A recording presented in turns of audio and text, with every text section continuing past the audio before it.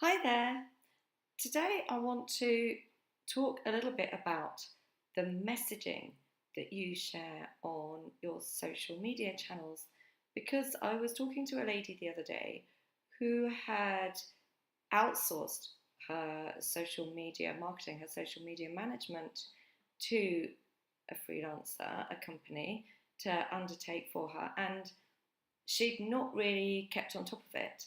And she went in a few months later and was really quite upset about the fact that her social media wasn't representing her and her business and what she was all about. So she was looking at posts on Twitter and on Instagram, and indeed looking at her website and wondering about that as well, and saying to me, well, it doesn't really represent my company. It doesn't really tell the world why I'm different. And she pointed me to a couple of examples of businesses that she felt were appearing much more open and welcoming, which is how she wanted to appear. And she was the first to admit that it was her responsibility, so she wasn't trying to blame anybody. But the problem had arisen really because she hadn't been able to convey, I don't feel, to the people that she outsourced her social media to, actually, A, why she was different from what apparently are her competitors in her sector, although I think she would say that she is so different she actually doesn't have any competitors, but they hadn't quite grasped that. So why she was different, and also what the messages were and are that she wants to get across in her social media posts and her website content.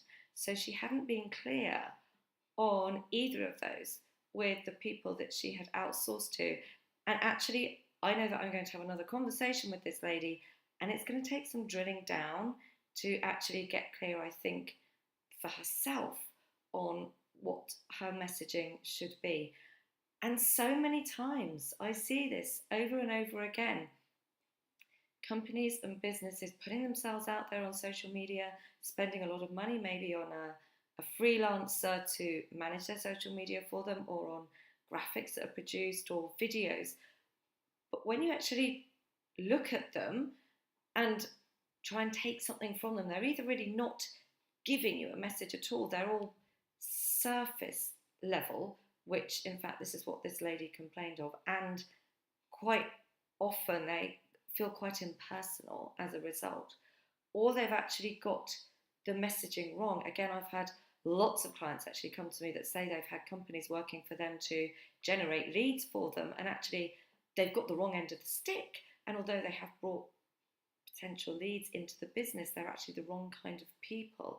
And this is something else that can often go wrong if you're not clear on who it is that you want to interact with, who it is that you want to attract, and what they are thinking and feeling about the problem or the challenge that you help them solve right now.